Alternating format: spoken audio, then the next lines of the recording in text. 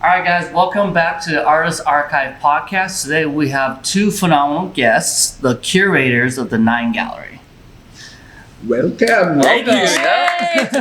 In a new space. Thanks for having us. Yeah, this is fantastic. Yeah, we're super excited to have you guys. I mean, I've known you guys for a while, but let's do a quick introduction. So we have Sean and Russ.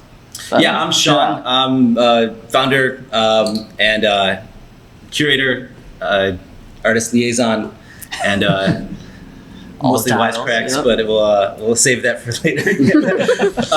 Yeah, and this is Russ. Yeah, absolutely. I'm Russ. Operations, finance for Nine the Gallery. So do a little bit of art on the side as well, but jumping into a passion world. So Dynamic duo. Dynamic Absolutely. duo, yeah, we're excited.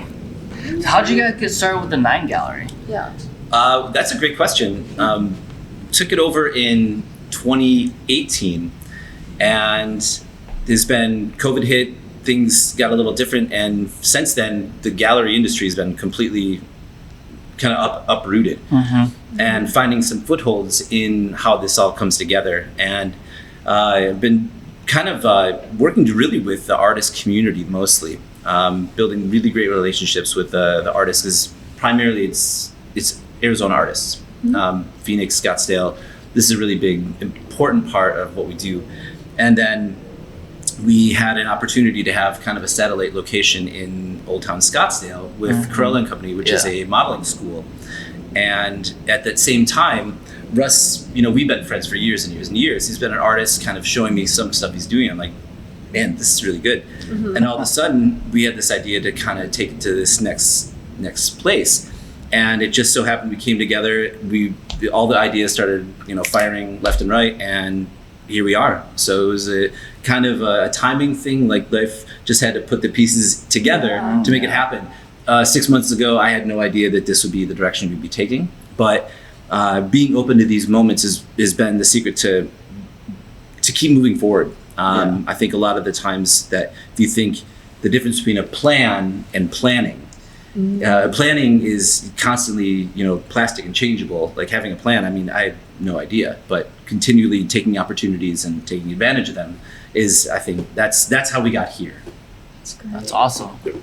I think we share a similar passion, right? Like our end goal is to put as many local artists as we can on the map, and doing it through curating and having a space like this and showcasing artwork is extremely important.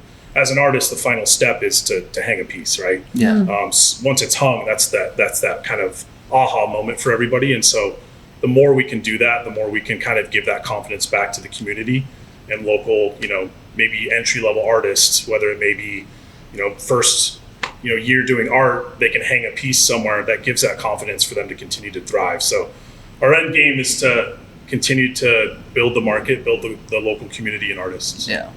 How has the reception been for you guys since starting the Nine Gallery? Because I remember seeing this the first time I came here was like a few years ago. Yeah. And just seeing the start and then seeing where that's now and seeing how you guys have built the gallery aspect to this space overall, and it's just phenomenal. Yeah, it's one of those things that it doesn't feel like you're doing too much in the moment. Yeah. Like just little steps, and then you look back like, oh, came a long way. We're like, oh, we did that? What? Yeah, and it's one of those things when you're really passionate about it and you're just pressing forward, and you have these like monumental goals. And you want to take it, you push and take little opportunities and a little bit further, and it seems like you're taking these little tiny baby steps, but lots and lots of tiny baby steps get you where you really want to go.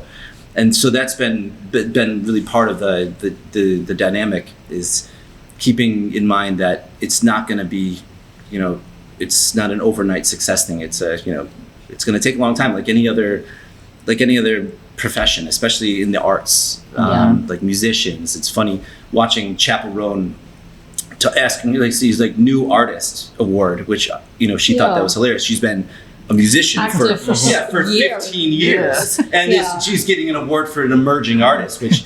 And so that's something you keep in mind in the arts world, is that a lot of it is the persistence and not giving up and taking your setbacks as part of the process. And so a lot of this growth has been just little things at a time, just persistent. This is every weekend.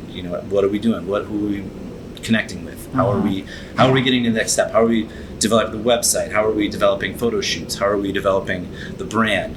Who are we marketing to? All these little things that it doesn't happen in one swoop. It's very slow, and so it's nice to hear that it's recognized, because it's when you have tunnel vision, you see what you're doing and that's it, and then you pick up and you're like, oh, well, that is pretty cool. We do have something interesting here. Yeah, we are doing something special, and that's a good feeling. Yeah. And so that's I don't know if I answered your question, but No, you did. yeah, okay. Absolutely. I know for definitely artists, we do get honing on what you were just saying, the tunnel vision aspect of when we're in that creation mode, we just go. We're creating. We just go, go, go, go. And then it's until we take that step back and we look at the whole picture and you're like, whoa, I am pretty good. Yeah, absolutely. Or is that just me? No, and it's true, because but you need to be, and you need to be confident with what you're doing. You need to have a vision of greatness, and that's why when people say you suck, you're like, okay, no, but I appreciate whatever, because there's always going to be people that want to find something or flaw or whatever, and when you earned it and you worked for it, it's an easier for that to roll right off your back. Yeah. Okay. Credentials. Yeah. When you know you have them. Yeah. When you know that you have credentials, there is nothing that you can say, do, nothing that's going to take that away from you. Exactly. I think to hit on your confidence piece, it's when you do things like this and you have different events that we're going to host, and by the time this airs, we've already had a couple of events at Corella & Co., but hanging individuals' arts is that confidence piece that I spoke about earlier. Yes. And the more that we can do that, the more kind of in tune everything is. So I can think back when I started, doing paintings at an early age, and it's like I didn't have that space where I could hang something and feel good about it, because we just didn't have it where I grew up in the Pacific Northwest, all the way up in the Northeast, so Northwest. So it's one of those things where I think Sean and I are really trying to focus on being able to hang pieces for entry-level artists or tenured artists, where they get that confidence boost to continue to do their art. Yeah, because I was curious for how do you guys find all of these emerging talent locally, or even the tenured that just haven't been seen by people? How do you find them? I'm really, really persistent. So it sounds funny. I talk to artists all the time, and I'll walk up to them. I was like, you don't know me, but I know you.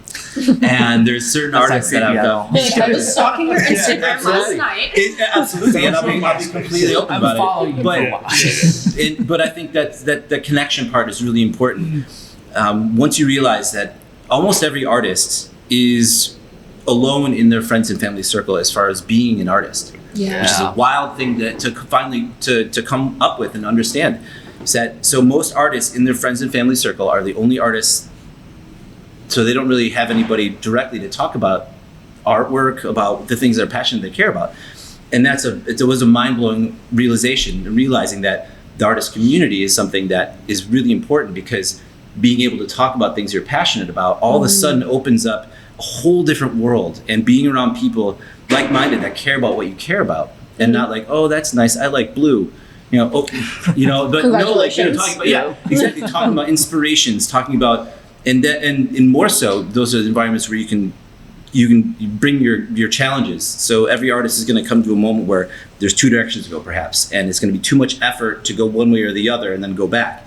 And then even the indecision of it, because I like both, perhaps, and being able to bring this to the table with other artists that can see something you're not seeing, and to be able to hone your direction. I think a lot of people have blind spots where it's not that you can't see, but you have a blind spot, and to be able to have another person or other artists being able to just point things out, and not whether it's good or bad, but is there a way to make it less expensive? Is there a way to make it quicker? Is there a way to make it more efficient? Round the edges to make this more of an efficient process, because as you're a young artist, you have all the energy in the world, you're like fight. But as you get more seasoned, more experience, you really need to get more efficient with what you're doing. And if you're not efficient, you're going to burn out. Yeah. And Absolutely. Fighting that burnout is a big deal. And working with artists, we only have a same amount of time every day, and life happens. And to be able to get a community of artists that you can feel comfortable with, and sharing your ideas, sharing what issues you might be having, color recommendations, how do I do this is integral to the process. And so a big part of what I'd like to do is to keep building that community where, and then a lot of that comes to my point is that just I need to go walk up to artists and be like, I like what you're doing. I think you're really gifted. I'm Sean, and we should talk. And it's really that easy. Yeah. Either they like me or they don't. That's fine. But there's artists that I will hit up every 6 to 8 months. Eric Casper is one of the most reclusive artists in the city, but I also think one of the most absolutely gifted and brilliant. And so I'll reach out to him. Hey, I got the spot. He's like, I don't know if it's gonna fit, but I still keep that open. And it's just doing the legwork. Like I can't afford not to do it. I mean, how do you find the Caspers? Because I know who you're talking about. You know Eric Casper. Oh goodness, yes. And yeah, how? Would you look under his couch? Right. That's a great question. Part of it is just being curious and going places and knowing what I'm looking for.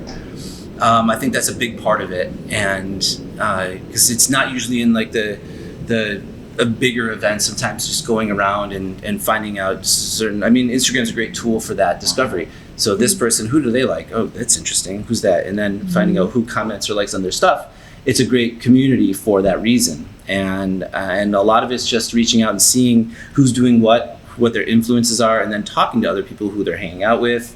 And it's just basically following that trail. Okay, let me clarify. I do not know this personally. I mean, I know the work. Okay. Let me clarify that. And I know the reputation because I had asked someone about it. Yeah, I think it's important to support. I've never met anyone that's actually met this movie. Yeah. To be honest with you, that's why I was like, you should know it. Yeah. I invite myself over, so I do this with my friends as well. I I was like, hey, I'd love to swing by, and I'd love to see what you're doing. But a lot of artists will understand when I talk to them, I know what I'm talking about. I appreciate their influences. I take it very seriously. I like to joke around a lot, but those things that kind of masks how desperately serious I am for a lot of these topics, and then what their influences are, and how I can relate their art to other artists, differences, similarities, and things like that. And they're like, "Wow, that's exactly right." I'm like, "Yeah, I'm really excited to be here. I feel really lucky to have this opportunity." And artists appreciate that. They like when somebody sees what they're doing, understands why they're doing it, and is excited about it. So that's really how it's just that simple. I just knock on doors. And it's like crazy to me, like as an artist in my family, which I'm really fortunate to be around other artistic people in my family, but the people who aren't artistic in my family, and how you were saying that community is important. It's crazy to talk to people and they're just like, well, why would you even want to hang up? Like, why are we even displaying art? And especially as both of you guys are gallery owners, why do you guys want to display art? I think for me, it's important to hang because art is a language, and it's a conversational piece, and it's a way for individuals to put their emotions on a canvas, whether it's whatever they're feeling in the moment of them doing that piece. They hang it, and then it creates a conversation about a piece, and then it kind of brings out some of the emotion that they originally had putting it together, but it also brings out, as a viewer, the emotion that I have seeing it. And those are two different perspectives. And so for me, having a look at a piece and thinking what I feel about it could be completely different than the artist's perspective. And I think creating that so that they feel good about talking about it is super important to me. And when you see those light bulbs kind of kick up, like that's the aha moment that I love to be around. And so for me, it's a language, it's that universal language that continues to drive the conversation. So why I do it is because I think it says something about you without saying anything. How you position your space says everything without saying anything, and I think there is a true elegance to that, where what you have positionally in your space, if somebody walks in, you are saying everything with saying nothing. You're saying your level of style, your attention to detail. You are saying how up on relevant events. If nothing else, just are you present in the moment of what's going on in the world? Do you have a sense of style? do you care? And those little things matter, and I've always mattered. And I actually got into a lot of this because walking into places in galleries and like, why is this here? You know, why is this here? Yeah. You know, and then there's like, well, I can make this. So like, well, could I? Mm-hmm. And then you start going down that road of, okay, what did I make? Is that something I would, you know? And then and then it's just that rabbit hole. But I think for how it works in movies, where you'll see beautiful movies will have really cool artwork on the walls in the scenes, and if you go into very powerful rooms where decisions are made, you will tell the difference. Not just the table, but you're going to see a presence on the walls of somebody that has distinction, power, and responsibility. Yeah. And I think those are things that are seductive to me. I think that you can say everything with saying nothing. By just being in the presence of something massive and beautiful, and or small and delicate. Yeah. You know, it doesn't have to be loud. It can be something very, very gentle. But it's saying something that without saying anything. Yeah. You're making a statement with no words. And I love that. I definitely feel like most artists, we are very introverted, and we are within ourselves, and the artwork and the things that we create are the expression of us, right? And which hones in exactly what you're saying. It says so much with saying nothing.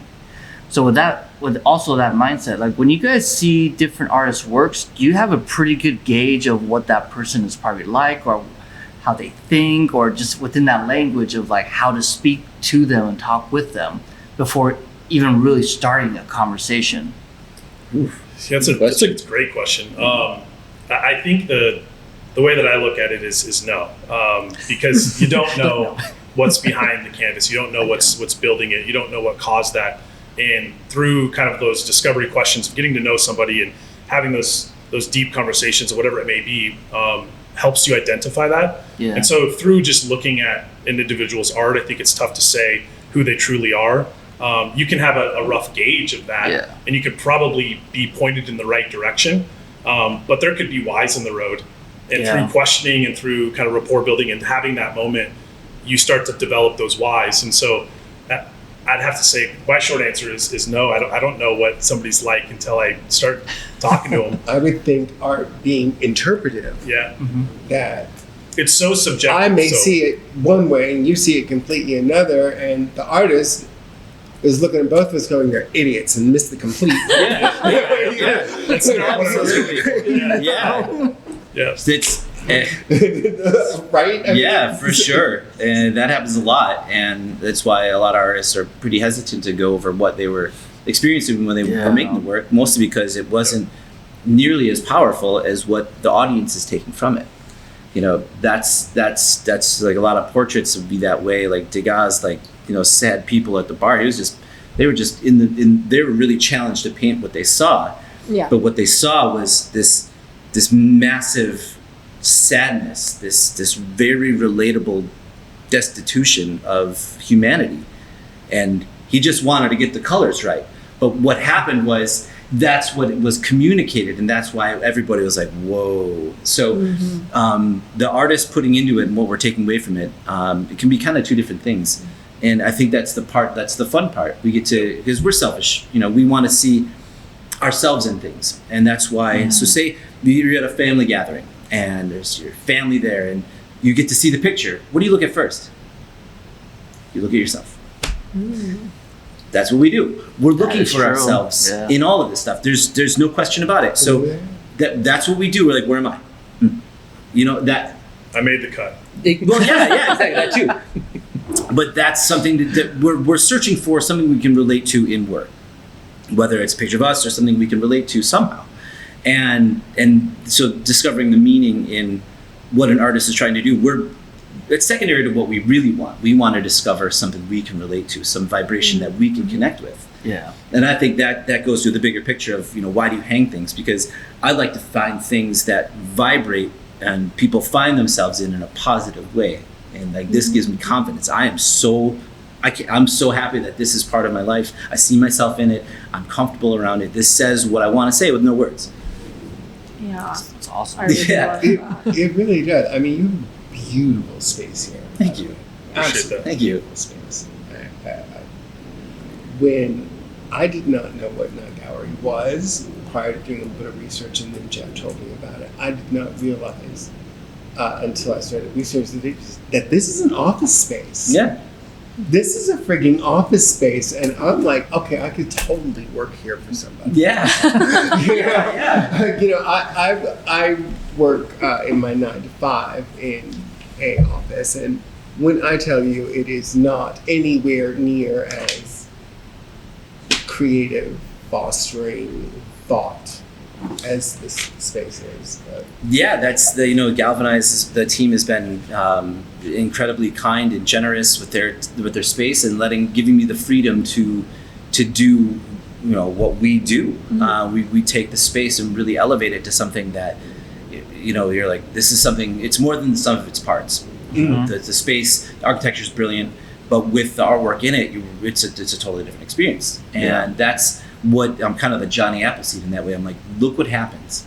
Look at what happens when they come together. The life experience is, you don't even know sometimes. It's like the first time you put glasses on, you're like, this is what it's supposed to look like. I want that feeling for people when they're in a space and they experience the artwork on the wall, and you're like, wow, this is the best. And you do go wow when you walk through the door. Yes. Yeah. You do. You really do. That was because when I walked in, I just went, That's Sean's vision. Well, for sure. I wish I could take credit. I think I work with a lot of greatness, and really that's really the key. I'd be nothing without the artists that I represent, and that we work with. There's nothing, right? So making sure that you're able to connect with that talent and nurture it, and I think that's really a big part of it, and it would be nothing without it. Now, on your website, as I was reading, so your bio and everything, you have an invitation-only group that you get together. Yeah. Tell me more about that. The critique sessions are the best. So Critique this is selfishly one of my absolute favorite things about it all. I thought it I was was going to bring it up It's earlier, but I was like, It's all right. So y'all the first thing I told Jeff this morning when I got up, we've got to ask him about this. these are so powerful too, by the way. They're transformative, and so what it is that I'll get maybe I'd like to have between 4 and 8 artists, and everybody brings at least 2 works. One is that one work that you're really proud of, like this. If I could do this over and over again, this is it. I nailed it. And a second one where I'm in the process of something. I'm trying either something different, or it's not working, or I'm having questions about this. I don't know. It's frustrating. It's not done. It's not where I want it to be. So you get the contrast of awesome. I would set my watch to this, and the second one where it's something's missing, and everybody has 5 minutes to present that work and the other one, and then there's 5 minutes for feedback. And at the same time, behind, I do 3 reference artworks. So not artists. Send me 3 examples of 3 artworks that you love. It could be architecture, it could be painting, it could be a bird. One of them used the Hadron Collider as an example of what was inspiring them, what they thought was beautiful. And so between looking at their references of what they think is top tier, their work that they love, and then it gives artists the ability to kind of see what they're doing, to give actual constructive feedback. It's oftentimes because it's hard to get on stage as an artist because we're introverted. You're like, I gotta talk, and it seems like 5 minutes could be a long time. Yes. But once it starts rolling, you're like, okay, and everybody's listening. And there's no feedback yet. And then the 5 minutes of feedback, and you'd be surprised how fast it goes. And and all of a sudden you're like, this is really cool, because now I got feedback from people at my level, not from family members that like blue, not from yellow. Yeah, exactly. Yeah. Or you know what I mean? But from people that you respect and are on your same level of skill and quality, and all of a sudden there's this bond that forms between all the artists, which is the best thing. I'll talk to artists. I was like, through that critique, because you're getting people again from nowhere near your circle. You probably have never met any of them in person. You might follow them on Instagram. You might have seen them, but you've never been intimate in a moment like this. So everybody's coming from wherever they're coming from into this moment, and it's solidified really cool bonds. Like people are like, I've met so many of my artist friends from this critique, and everybody walks away with so much more, and everybody goes. Everybody goes. Nobody sits and watches. Everybody goes, and I introduce and I talk about either what's going on with the gallery. I'll go too. I think it's important that everybody's involved with it, because if you're working on something, it's a great environment to get feedback, and it just comes down to how do we do it faster, how do we do it better, cheaper, and what am I missing? Because everybody's got those blind spots, and after everybody's like, that was awesome. Like, there's never been a moment where everybody's like, they had no idea, especially people have never done it before. So it's really interesting. It's really fun, and I wish I could do that more often, but there's only so many, because it's hard to get everybody on the same page and everybody brings stuff, and it takes a few hours to get it all ready, and so.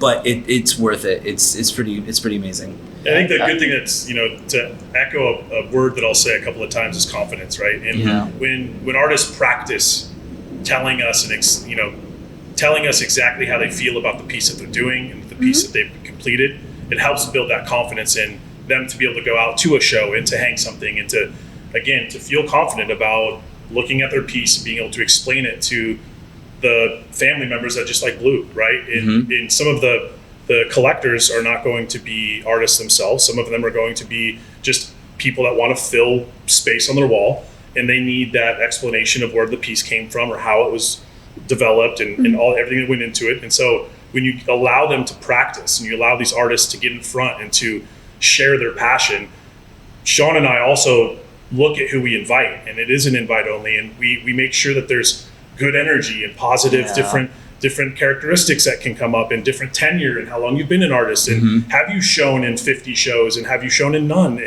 and we bring everyone together so that they build that community and that culture that we want to thrive. And so confidence is the key, and I think it's important to have them display that.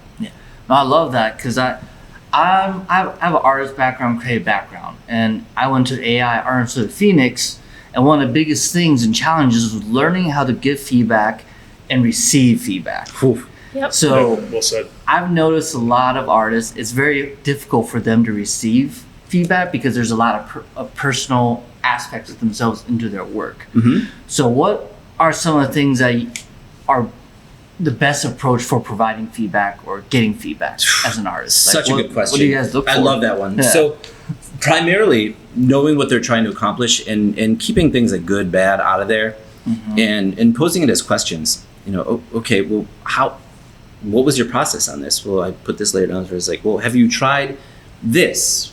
And you can get the same effect quicker by doing this, or have you considered? And I know this other artist does this, and you might have a bit more success. Like, what's in asking, like, what's bothering you about this? It's like, nothing. It's perfect. It never happens. That never happens. As an artist, when you're finally comfortable, it's like, I don't know. I can't get the nose right. It's like something's off. I can't get it straight. Or something. It's like, well, and then it's mind blowing how like the smallest change all of a sudden transforms it. And you're like, all you need to, well, have you tried to project it and just trace it? You can do that? Yeah, you can do that. And it'll fix that problem very quickly. It's like, or, there's those little fixes. So you stay away from trying to point out what's wrong and taking what's already there and dusting it off and, getting it sharper. Because that's the thing. If you're in the room, you're already at a level where the skill set's there. But there might be, we're looking at not from not 0 to 50, we're looking at taking 85 to 95, and that's the final, like, can we get it cheaper? What's bothering this? This color needs a contrast, and for me, whenever I'm in a critique, I'm like, where's your contrast? You build the contrast, and you'll see it come right out. That's always been. I'm a broken record for contrast. I just am. I say it over and over. But once you recognize that in a piece, harder blacks, lighter whites, start pulling them out, and all of a sudden it jumps right out. You're like, whoa! And it's something that simple. And so you're not criticizing who they are or what they're doing. Yes. It's part of your process to just hone it a little bit. And these little tweaks can have a profound effect. I think to add to that is the expectation of what the critique is super important, right? No one's going to walk in and then all of a sudden Sean and I are saying, hey, could you try adding a little bit more contrast? Like, it's not like that. Yeah. No. The expectation of when they walk in, they already understand a little bit of what that's going to look like. And Sean and I do a good job of defining that. And this is what today's going to be like. And we're going to do X, Y, and Z. We're going to talk about this. We're going to give you the good, the bad, and the ugly. Take it with all a grain of salt. And that's why it's important that we bring right talent in, and open-mindedness of we're all here to get better. Yes. We all want to thrive. We all want to be the best versions of ourselves. We want to be as efficient as we can because nobody wants to spend 7 months on a painting, right? So we try to, when you look at it through that perspective, it sets the stage early on and it kind of drops the shoulders of stress. And individuals will start to be like, okay, like I am in a safe spot. Like what stays in the walls of the 9 stays in the walls of the 9, and you take that out if you'd like to, but we're not here to bully or do anything of that nature. So individuals feel good, they're receptive, and it creates such a fun dialogue when individuals are explaining things. You're like, I never even thought about it like that. That's phenomenal. Now I'm going to take it to my showcase or my studio, and I'm going to display it, which is phenomenal. So.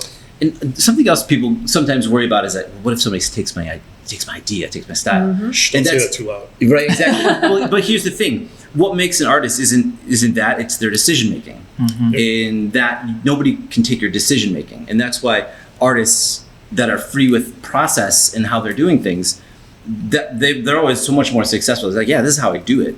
You'll never be able to copy my decision making, so it's not a concern. It's not a worry. So let's talk. You're going to make your decisions how you do it, and I'm going to make my decisions how I do it. So there's nothing to worry about. If anybody's trying to copy stuff, they're like driving in the rear view mirror. You know what I mean? Like they're not going to go anywhere. They're just going to see where they've been. You know, they're not going to get very far. Such a good analogy. Yeah, I like that. So there's nothing to worry about. And sometimes artists like want to hold their stuff, and those are artists that, for me, they don't really go very far. Because because they don't have the confidence, they don't understand that their decision making is what makes them who they are. It's not this painting that was part of their decision making process, but being able to share freely, like, okay, these are the tools I use, this is how I do it, and this is, and that way they're open. By giving, you're able to receive. You're able to receive the information from other artists, and you're able to take that in. But the minute you close off, you're not getting anything in, and it's kind of over. So I've seen that. That happens. They don't want to share. That's fine, but they usually kind of fizzle out. But the artists that are free and understand that they have the confidence that nobody's going to copy them, because nobody can copy how you think. Yep. It's never going to happen. And that's a freeing moment. And artists musicians, comedians, anybody needs to know that nobody can put it together how they do. And that's what makes them them. And that's what gives them the freedom to share. It's really cool. And that's another part of the critique process where it can be open as you possibly can, because the more open you are, the more receptive you are. Yeah, I used to TA a graphic design and digital photography class with high schoolers, and when we ever got to the critique, I'm like, oh boy, here we go.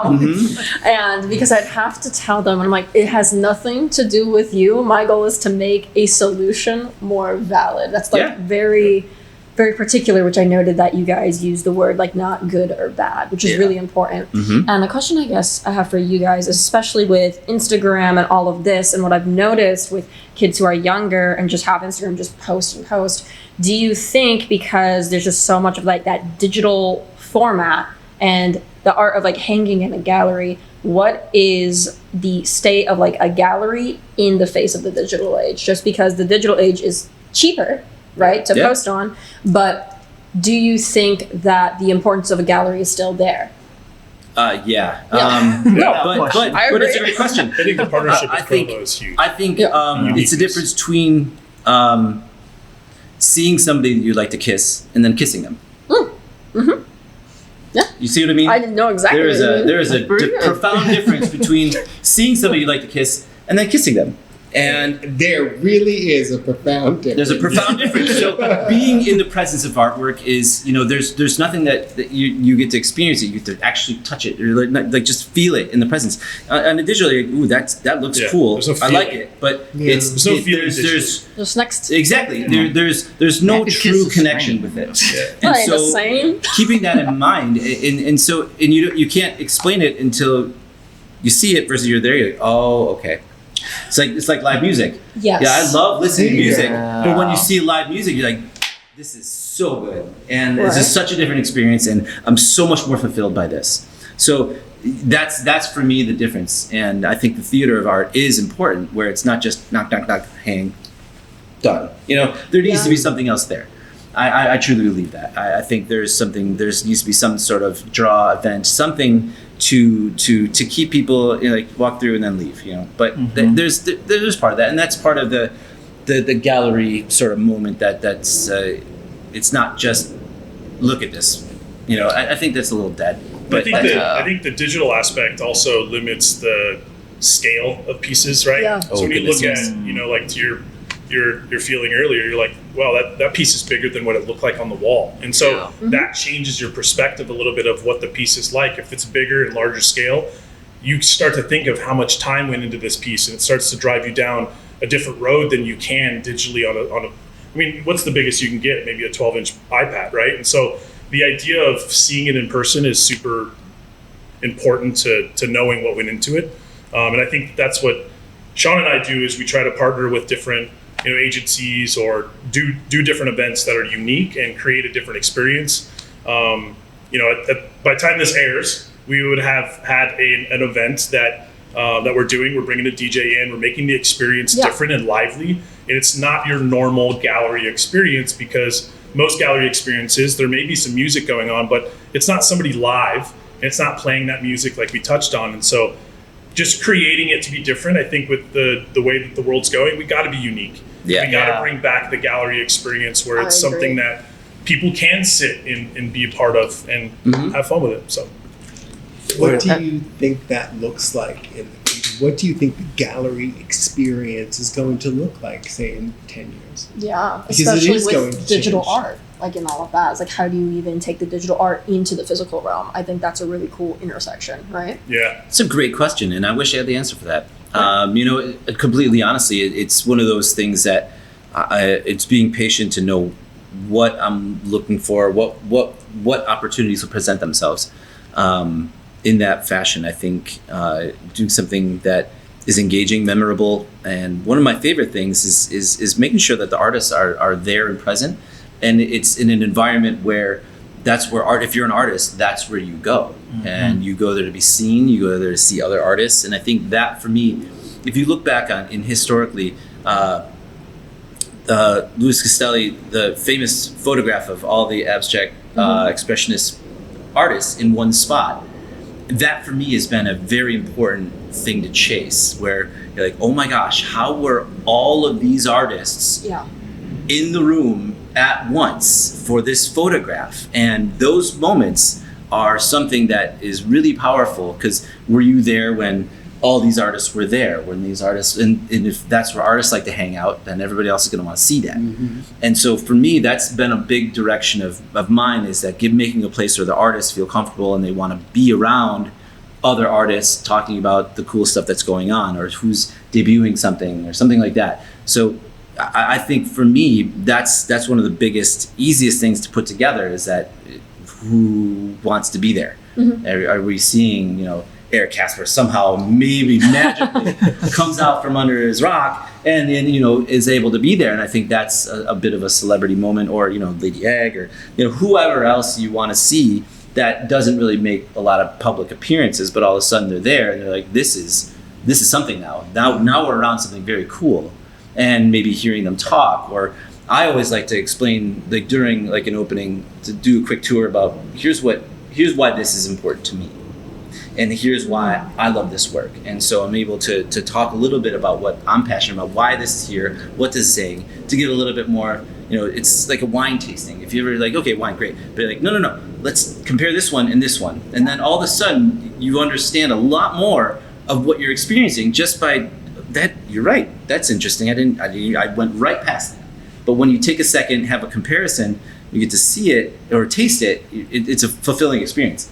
Something that makes life just a little bit sweeter, and that's what I like to do. I think the engaging component is going to be huge. Yes. Right?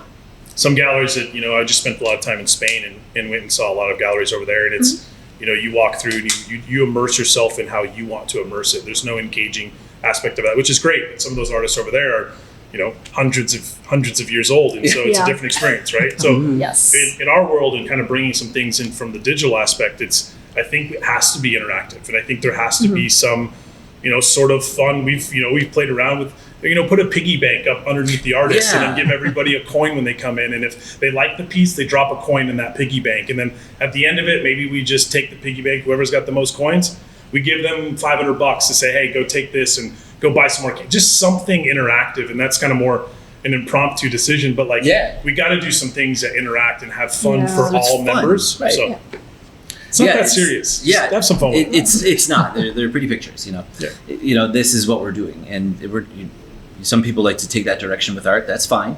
I don't think that's always the medium for it. I think this is a place to demonstrate, the decoration of space and making beautiful things. I really do. I think that's my personal opinion. Some people I might get crucified for this, but I think at its best, there are some political artists that I think are a lot of fun, but they do it through a satire and through comedy. Like Banksy is one of my absolute favorites. I think has the most profound statements, or Shepard Fairey has the ability to make these statements and not like a hammering, think this, but like open your eyes. Yes. That this is what's happening, and just bring it to light, not in observation. We're not telling you what to think, or you need to vote like this, or just open your eyes a little bit. I think that's it. But at its best, our best art has been observational. This is what's happening. That's what's happening, and that I'm just the observer right now.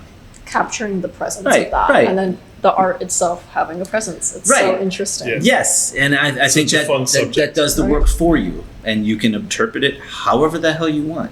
But that's what this is saying, And I think there's, I love counterculture. I love the scrappy ones that do it on their own terms of DIY. I love that stuff. I think that's really important. Whether a million people see it or 2 people see it, but you're gonna do it the same way. And I love that. And I think that's really cool. And I think a lot of these artists that make those statements do it that way. But it doesn't matter. But I don't care. Well, I think now we need those artists that make statements. Yeah. Maybe a little bit more than ever before. Well, I think I think there's people. I think that's the like punk rock has been the core of revolution and that sort of thing, and it's been a real ability for people to have a say in a way that they don't have to be told what to do. And I think the rebellious attitude is something I think is really important, and is absolutely part of those 2 artists I just mentioned. Shepard Fairey, Banksy, these artists that were able to do things on their own terms, and go fuck yourself. No, I think that's a big part of it. So like you can't take away something from me.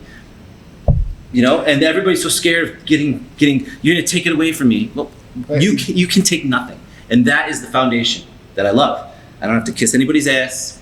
I don't have to be yes person to anybody. That's the place that can foster it. So yeah, it might take a little time. Big deal. Nobody might see it. Fine. But that's the counterculture. That's the attitude that's worth it. I think it's contagious, especially once you see somebody like put their flag down. You're like, huh.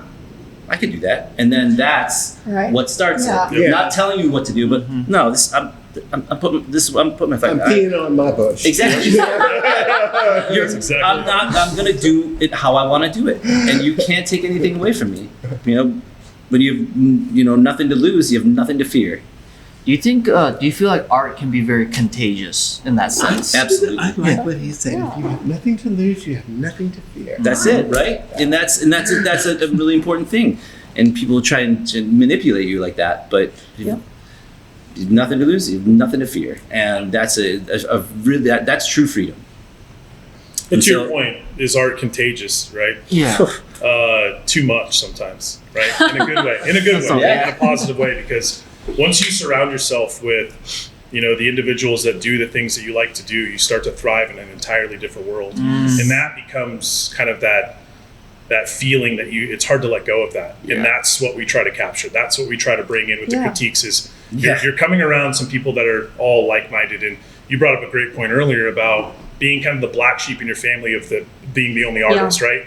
And when you go to a family reunion and it's all just the artists, like that's a party, and that's a party that you'll remember for the rest of your lives, right? Like the aunts and uncles, like that you wanted to invite, but you had to invite the other aunts and uncles. It's like if you just had a moment with just the aunts and uncles and the people that you loved, how memorable would that experience be? And that's what we capture through bringing artists together. Right. Yeah, that's a good point, because so is it contagious? Yes, and in that critique moment, and when you're working with other artists, you see what they're doing. Like, oh wow, that's what you're doing, and then you're like, oh, I gotta get it together, you know. And it's inspirational that way. You're like, oh man, I've been slacking. And when you see other artists like bringing their A game or working on something, it's a great like healthy competition where, you know, you're really inspired by what they've done in a really healthy way. You're like, oh man, you're killing it right now. And you're inspired. You're like, I'm not gonna watch TV tonight. I'm gonna go work. Exactly. You know, I'm gonna, forget it.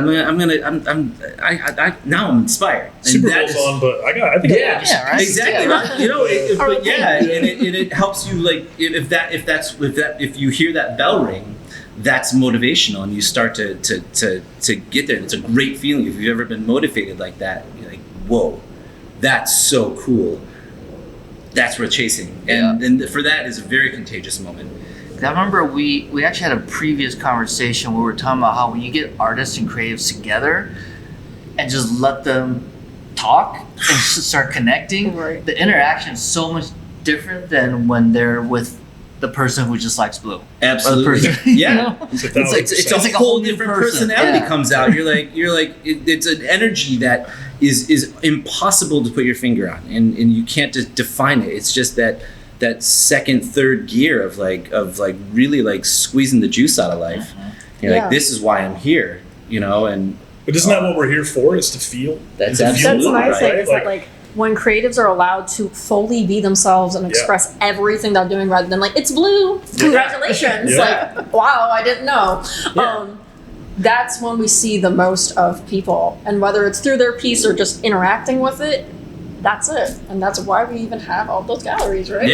On behalf of the people that like blue, we do love you. I was just about to say this. Listen. In the comments. We're not coming for blue. Or if you do, come for them. Sponsored by green, the people's color. That's great. We can get shirts made. Actually, sponsored by Green. Sponsored by green. So I did have a thought came to me earlier when we were talking. How do you guys go about connecting artists and collectors? Yeah. So that's a huge thing, because the collectors are going to be, you know, there's nothing more insecure than the modern art buyer. Let that sink in.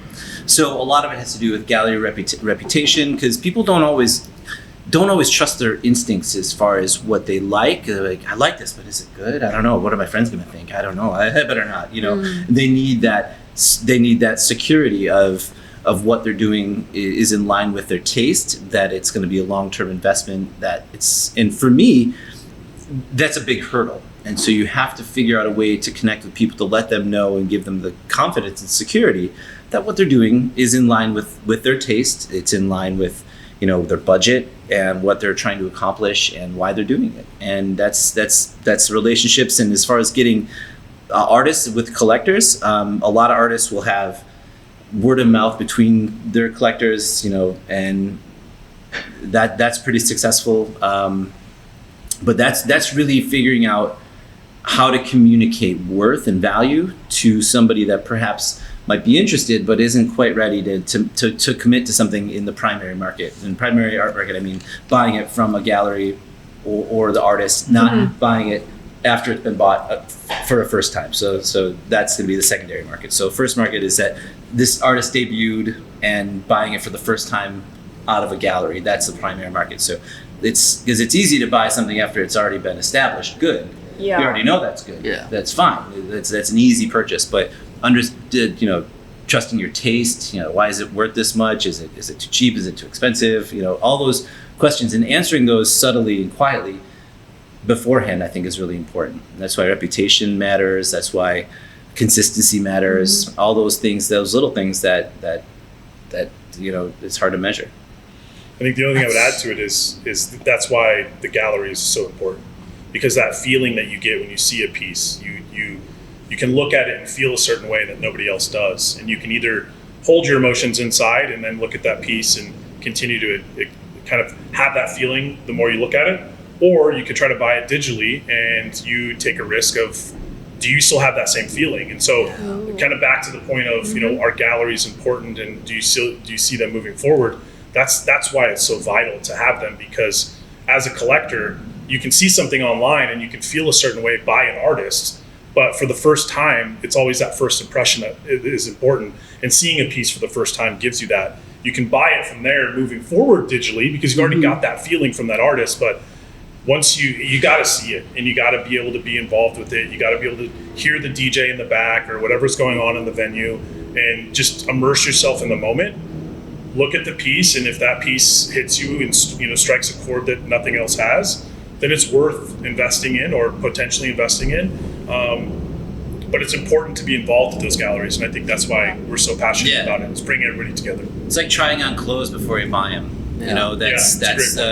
That's a huge part of the process. You're like, oh, all right, or that's you could get lucky there. and it Gotta could make fit sure perfect, the goods still look good. That's right, exactly. Right. And you might try to, like, I don't know, this, I had no idea I was gonna like this. Right, there's yeah. that part of in person that I think is really important. Yep. Love So- that. So this gallery, it is so amazing. Talk us through. That's Talk great. us through. Okay, so these two here. So this was from actually a different gallery I bought these from. These are from Champ Styles, and one of the graffiti writer, really part of a long legacy of what it means to be a Phoenix-based artist. And so he had this series in 2021, I believe. Yeah, it's the Seo Gallery. And I saw these two, and I was like, this is so cool, because he's got like I love that how it's cropped. I love his close up. They're really fun. They're really well done. It's indicative of his style. It's very graffiti style, but it's at the same time, I think, elevated. And so I picked this one's for my daughter, and this one's for my son. And so that's how these got acquired. And I just loved how they looked. It's a testament to what it means to be an Arizona artist. And so those down there, this is a collaboration between Just Idle Hands and Madman, another muralist, another painter sculptor. And this is a great example of a really, really beautiful collaboration between artists. So this is the brickwork is painted by the Madman, the artist, the painter, and then the base and the foundation is by Just Idle Hands. He's a very, very proficient welder, artist, metal, and so we worked on this sculpture because we wanted something dynamic and movable, so you can spin the bricks around to configure it however you like, which is really, really cool. So it has like kind of the bringing the outside in we wanted to do, because he mostly works on like murals and things like that. So the look and feel of it is one thing. So you wanted to have like the kind of brickwork, the kind of like uneven surface, make it look like it was snatched from outside to bring inside. And I like that contrast of outside inside. I love that. And yeah, it was really, really, really fantastic work. And then this was actually from a show from 2023. This is a Fun Mob piece. My wife and I paint under that name, and then we did a series of these. There's a larger piece that's actually painted, but this is a screen print of it, and I embellished it with the airbrush, because it's kind of I just think it's just looked cool. I just like the idea of defacing something, and this is and we want to bring this because we also wanted to gift you guys this for the podcast. Thank you so much for hopefully be part of your set, and it's meant a lot to us to invite us, and we want to make sure we left you with something. It was really cool. And, I it means a lot. appreciate that. Yeah. That's amazing. See, and when we look at it, we'll remember this conversation. Yeah, that's and what I'm hoping presence. for. Exactly. And then it'll paint the space. You'd be like, this is cool, and we'll say something without saying anything, which kind of brings to the main point of why we do it. Yeah, no, that definitely speaks a lot, especially for me. Like, just that gesture in itself is like, wow. I genuinely appreciate that. Yeah. Yeah. You guys are welcome. Yeah. You guys deserve it. But I think Exactly. this is fun. That's how community works, Yeah. I think that's really important. All right, so do you guys have anything coming up that you guys would like to bring attention to? I'm Be excited on the lookout that. for every Friday though. That's what the hope is. Yeah, Try to get yeah. something consistency wise, like Sean mentioned earlier. Part of it's being consistent, and the dream is to have something on an every Friday basis, so that we love can that. create individuals to be able to feel comfortable coming into a space and to see a show. And it doesn't have to be an elaborate put together show. It could just be a gallery where maybe there is somebody spinning in the back and dropping some beats down for us to have some good times, but there is art around to create that experience that's memorable. You feel like you're confident. You're like, okay, this is where I belong. this is where it comes from. Yep. Yeah. You know, this is where it happens. It's, you know, that's the confidence, is that this is, I'm in the right spot, doing Yeah. the right thing with the Yeah. right people, and that's the goal. Well, I definitely know what you guys have been doing, what you've been building. Absolutely. I mean, Thank you. the creative community, artists, this is the type of thing that we need. You know, we need that ability, Activity. just the activity, the experience, or just that space to truly be ourselves as artists. Yeah, and hanging out with other artists. I mean, like, superheroes have to hang out with superheroes. Comedians have to hang out with comedians, and artists need to hang out with artists. You know, And that's villains hang out with villains. absolutely right. Absolutely. Just saying. Right? Legion Yeah. of Doom. Hello. We say that because we joke that I'm in my villain era right now. Oh, right We all on. are. Yep. Should be just saying. That's all right. Yeah, it's depends what, you know, what glasses you're looking through, right? So what are the best ways for people to find you guys? Find the Nine Gallery and everything. Instagram's Socials. great. That's probably the best way. I'm pretty responsive on that. And Instagram is Sean at 9 the Gallery, Russ at 9 the Gallery. Pretty easy. Anything like that. You know, if you're happy to reach out. I love talking art. You know, that's what I do. And if I don't know you yet, introduce yourself, please. If you want to be a part of critiques, send one of us an email and we'll take a look and get you enrolled. Yeah, that would be. Yeah, that's the best. I hope you guys all can come. It's really cool. Can we come and sit and just listen? I've had people audit. Where, you know, just kind of sit in the I'll back. bring my art. I'm yeah, cool. but I think it's really amazing if you want it to take place. You know, like, Yeah. just even no matter what you're doing, just like I'm, whatever. It's great. Awesome. And as we wrap this up, Yeah. we have one more thing. We like to try to end each episode with a conversation or a question For our audience. for the audience. sure. Yeah. What is a topic or question that you would like to pose to the audience, the viewers, to get them thinking, to get them engaging, to get them just commenting, replying, Anything. anything? Who did you vote for? No, just kidding.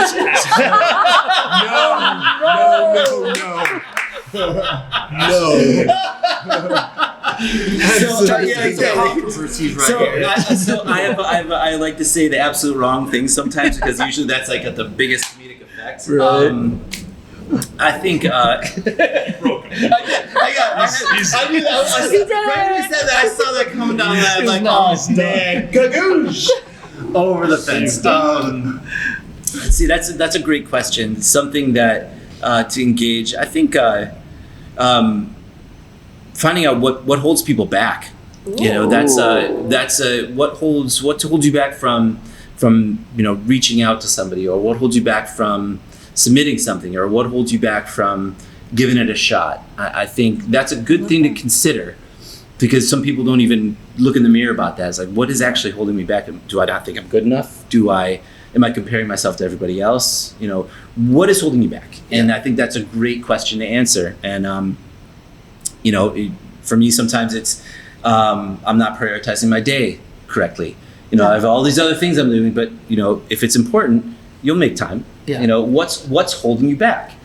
And so that's one for me that I've had to really overcome. And so I think having people be honest about what's holding them back, and not blaming anything, but it's you. You know, it's you. It's what's holding you generally back? you, yeah. Not what's everybody doing to hold you back. Unfortunately, It's what's holding you back. And I think that's a great question to think about, whether you want to share it or not. Yeah. But I think if you did share it, you'd see how many people would relate to that.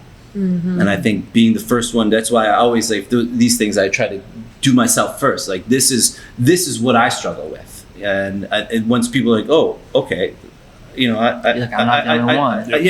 I have something too. You know, it's a lot of times people can. So that's what I'd say. I think for me, I would propose a question and a challenge to your viewers. And The question is I want to know a time that you felt something by looking at a piece of art, and that could be architecture, that could be a painting, that could be a freeway. It doesn't matter. They all count, a photo, right? And then the challenge is like, go out and feel that. Challenge yourself to get out into the world, and then take a walk when you maybe wouldn't have taken a walk downtown. Go walk through some of these beautiful architectural buildings that have paint on the side, and then sit and look at it and try to really get in tune with yourself and try to feel something.